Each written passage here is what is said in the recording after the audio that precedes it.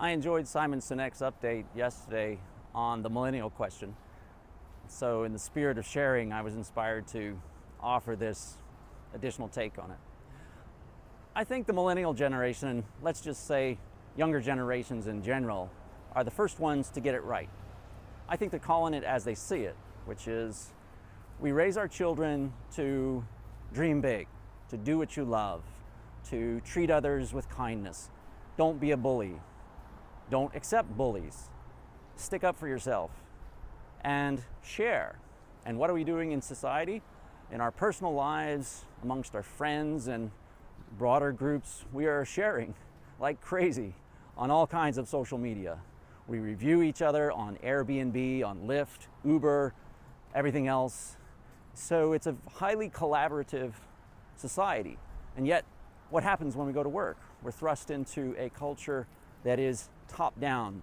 It's a management hierarchy where every level of management has authority over the economic security and to some extent the professional freedom of people below, and there is nothing people below can do about it.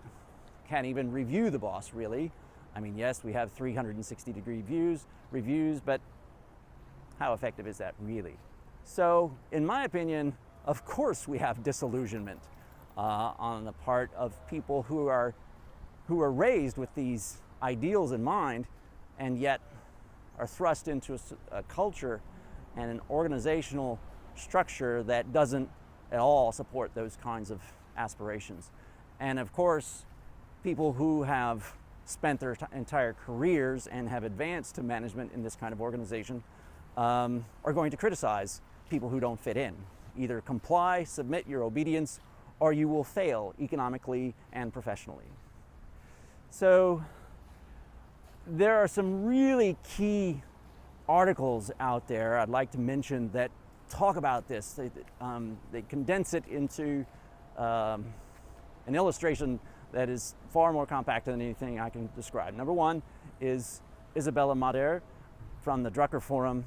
She published a piece a little over a year ago called A Moment of Truth. And in that post, she has an infographic that basically says every point in the evolution of society has sort of an org chart that illustrates what's going on. And it shows the transition from the industrial age to networked society. And they're vastly different org charts. And I think what we're seeing in the Millennial Question, this whole dialogue, is the transition from traditional hierarchical societies to network societies. And of course, that raises the question, oh my goodness, how can we possibly get work done if we don't honor, obey, and support the organizational hierarchy? And the answer is, in my opinion, Agile. For those of you who aren't familiar with Agile, probably the best resource to read is Steve Denning. Steve Denning has two of what I consider to be the most important posts, apart from Isabella Mader, two of the most important posts on the future of work, and they're both called Why Managers Hate Agile. Denning is talking about this transition that's happening, and what I would suggest is essentially a rift valley forming between those who want to work as a collaborative, networked organization and those who can only imagine working as a hierarchical organization with traditional corporate silos and everything that we're familiar with in the modern corporation. Steve Denning basically predicts, and I absolutely agree, that as we transition into an agile organization, as an agile society, which, by the way, will be highly innovative and we expect more productive, that eventually the traditional organization is going to lose out. I think millennials basically are a leading indicator of this.